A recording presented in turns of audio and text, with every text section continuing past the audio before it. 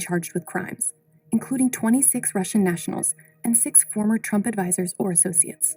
It uncovered financial crimes, delved into murky lobbying efforts for the Ukrainian government, and revealed a complex web of internet propaganda. Among the people connected to President Trump who were charged are lobbyist and political consultant Paul Manafort, who worked as Trump's campaign manager in 2016. He faced multiple indictments stemming from his work as a political consultant in Ukraine in 2012 and his financial dealings. The indictments included charges of conspiracy against the United States, conspiracy to launder money, working as an unregistered foreign agent, making false statements, tax evasion, and bank fraud. Manafort was convicted of 8 tax and bank fraud charges in August 2018, and then pleaded guilty to conspiring to defraud the United States and to obstruct justice in a separate case in September 2018. The guilty plea was part of a deal that the judge later ruled that he breached. And to obstruct justice in a separate case in September 2018. The guilty plea was part of a deal that the judge later ruled that he breached in a separate case in September 2018. The guilty plea was part of a deal that the judge later ruled that he breached and to obstruct justice in a separate case in September 2018. The guilty plea was part of a deal that the judge later ruled that he breached and to obstruct justice in a separate case in September 2018. The guilty plea was part of a deal that the judge later ruled that he breached. They put me in ladder 10. I show up at the door, introduce myself. The captain says, when you come to find a firehouse, just look for the biggest building in the city. We're right at the bottom of it. I became close with them only because it was a brotherhood. Where did they show up? They showed up at ladder 10, engine 10, 10 We house. were in an area that was secure. Most buildings were made of concrete and steel. They had a lot of fire suppression and sprinkler systems. So we didn't go on a lot of fire calls.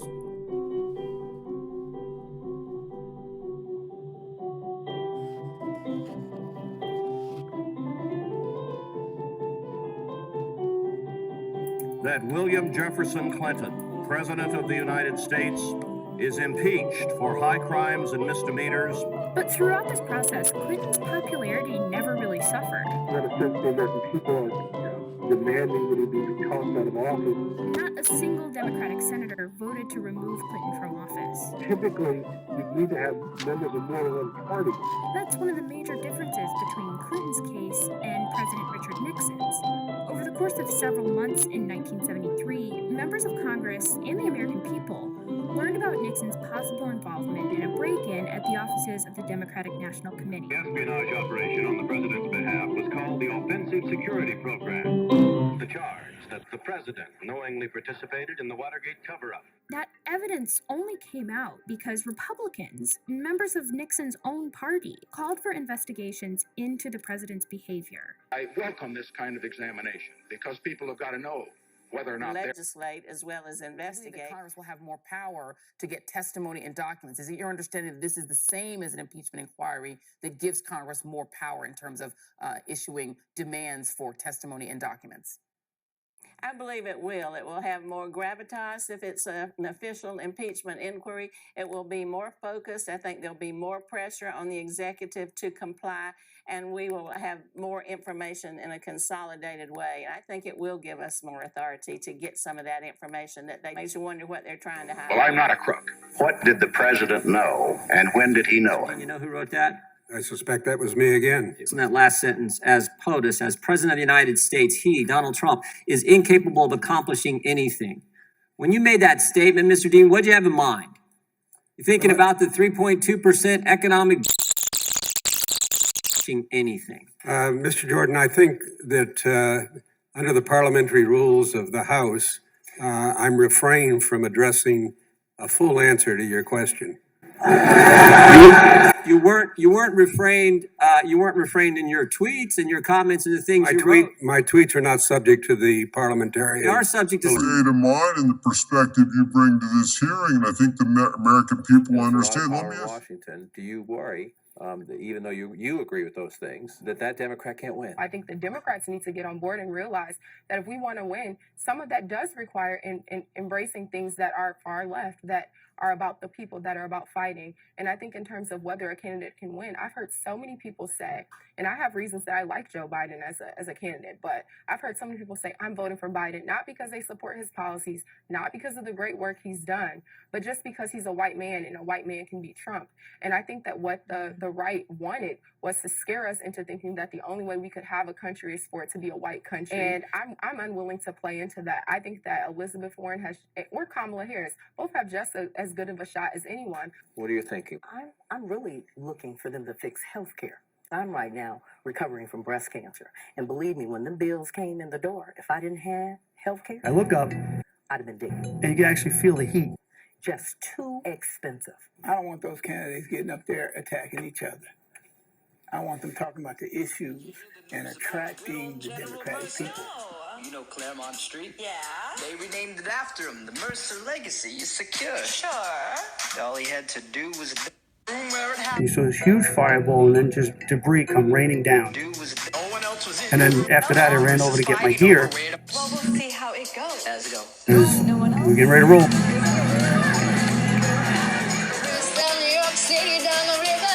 the debris come raining down. And then after that, I ran over to get my gear. Because we're getting ready to roll.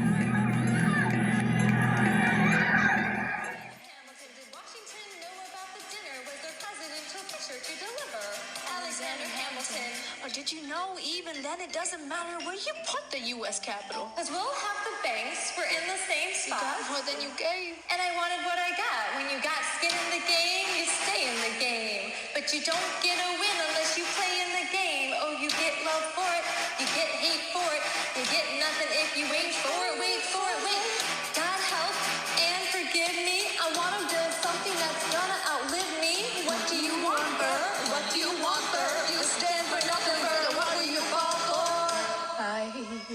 I wanna be in the room where it happens, the room where it happens. I wanna be in the room where it happens, the room where it happens. I wanna be in the room where it happens. I wanna be in the room. I wanna be. I've got to be out of the compromise. Hold your nose and close your eyes. We want a leader to save the day, but we don't get a say in what they trade away. Dream of a brand new start, but we dream in the dark for the most part. Dark as a tomb where it happens. I've got to be in the road. I've got to be in the room where it happens, the room where it happens. Oh, I've got to be in the room where it happens. I've got to be in the room. Click, boom. From the people in that audience who were down there. If Donald Trump spent a lot of time down there with them, they would have applauded. Instead, the people who know the truth were silent. Richard Alls was a deputy chief with the New York Fire Department on 9/11 and was in the Rose Garden today when the president lied to his face. He told the New York Times today that he spent many months at Ground Zero and he never saw Donald Trump. Mr. Alls told the Times he had vivid memories of other people being there, like Democratic Congresswoman Carolyn Maloney, who was one of the sponsors of the bill that the president signed today. But Carolyn Maloney's office said that she was not invited to the White House bill signing. This is what makes Donald Trump such a pathological liar, that he will lie directly to people who he knows the truth. Now, we're going to run that video of the lie once again so that you can watch the pathological process he goes through. And I think what you will see on his face in the small space that he leaves for applause is the very quick realization that he is more likely to get booed for his deplorable lie, and so he chooses to race on to the next sentence in his teleprompter. Take another look. Many of those affected were firefighters, police officers, and other first responders. And I was down there also, but I'm not considering myself a first responder. But I was down there. I spent a lot of time down there with you. Since September 11th, It's not the worst lie he's told about 9/11. His worst lie about 9/11 was a lie he told only twice in about a 12-hour period and then never told it again. And the fact that he did not tell that lie again today is further proof that it is a lie. And it is a lie that he got away with, because when you look at the lists of Trump 9/11 lies that most news reports have assembled today, this lie isn't on most of those lists. And so it remains the great forgotten Trump lie about 9/11. In the South Carolina Republican primary debate, Donald Trump told the lie that he lost hundreds of friends on 9/11.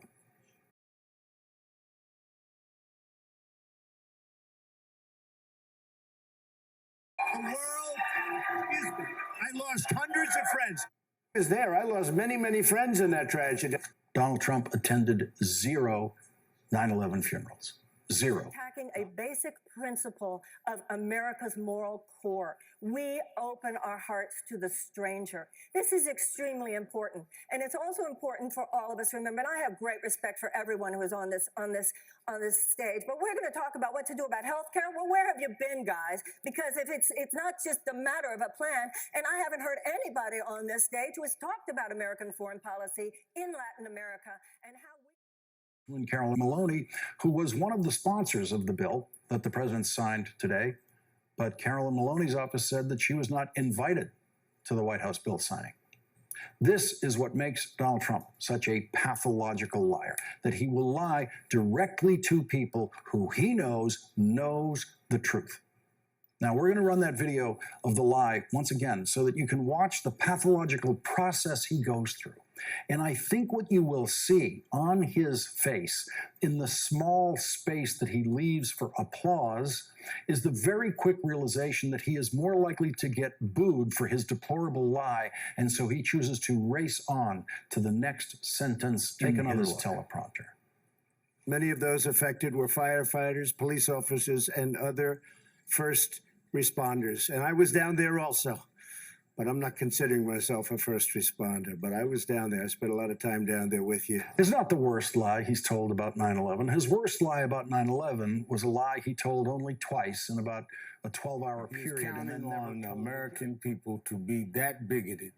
And he's trying to energize that base. Because you've got to ask yourself, first of all, it is the typical playbook to call civil rights guys conmen. J. Hoover used to say that about Martin Luther King, and none of us will be a Martin Luther King.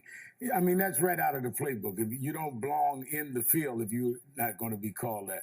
And to say that you hate whites and cops, well, then why did he call me and ask me to come to the White House several times since he's been president and come to my National Action Network convention? The real question is, why Republicans are not standing up. The real question is not why was Al Sharpton in Baltimore this morning? Where is Governor Hogan, the Republican governor of Maryland, who has not opened his mouth and defended the people of his state and said anything about Elijah Cummings? It's not who's come to Baltimore, it's who's there and sees. You've not been in big fights with Trump. On certain issues you guys have fought, but it's not like you've been antagonists always in opposite corners over the whole history of your life in New York. So I wonder what it is you think that, what was it, do you think? I mean, well, there are a lot of questions to ask about why Republicans and what Democrats should do. We'll get to those. But what is it you think that made him this morning decide to seize on you? Point is to move the neck. I just did a bunch of cracks, big ones, woo. So now it's a bunch of little cracks. I'm not sure if you can even hear that or if it's just in my own head. But the reason you do this is because you work one part of the body. But that's what every firefighter lives for, a first do job. Where you can put the fire on, especially if you're on the engine. If you have the nozzle, you're actually putting the wet stuff on the red stuff, and that's what you live for. And you can do more with this to get it out. Whoa. I'm starting to do the jump. I don't want those candidates getting up there attacking each other. I want them talking about the issues and attracting the Democratic people. I'd be interested, you all travel more than I do, and just what you pick up from the language. And what struck me was the generational divide. The two older voters used the word compromise more and were troubled with the idea that could you sell all this, even though they like Elizabeth Warren, could you sell all this in one election? What else jumps up? To make sure that I was always, moving, and every so often my therapist, PT, OT, vestibular would have to take assessments to see that I was doing better and that the therapy was working because I was getting insurance. My insurance was paying for it, and they wanted to make sure it was appropriate, etc., etc. So the straw, that one's a lot tighter. Anyway, this is just one example of, like I said, using your environment to get a job done. Thank you. I told them safety was my only concern. If they were not going to deal with safety, then I did not want a gag order because I'd be speaking about this. I'm in advocacy. I told my lawyer about 10,000 times, are you sure you want to make this choice? I need to see that in writing. I need the names of the people. You're not willing to get that for me or find that out for me? Are you serious? You're my lawyer. You're telling me one thing and then you change your mind. He totally backed down on so many issues. So what's the dealio? I think you're all in bed together, kind of like politicians, whatever side you're on. So listen to the ones that speak the truth. So it'll hit you in your core. You'll be like, wow, that reverberates and resonates with me. And then you'll find that it will also new things about them. I didn't know that. You go, oh yeah, I was right about him, her. Because I'm conflicted. Them, they. Or you just never look at the information. Make sure you understand the excuse that you're making.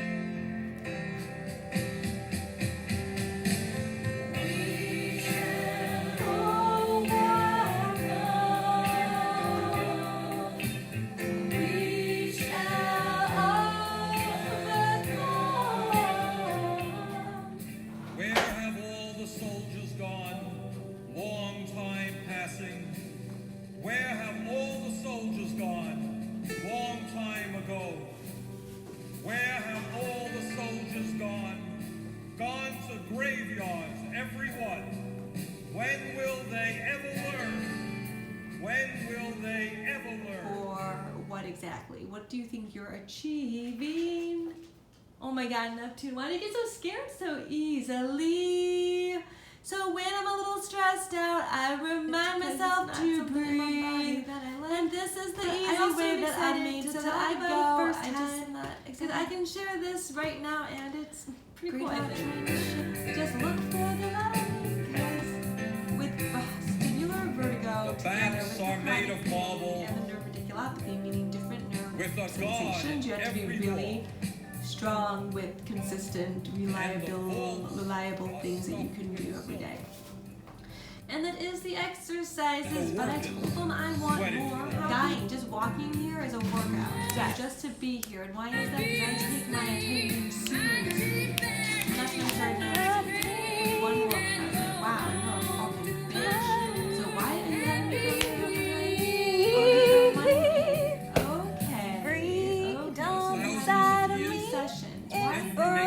Typical in neuropsychology. You know that neuropsychology is when they do cognition.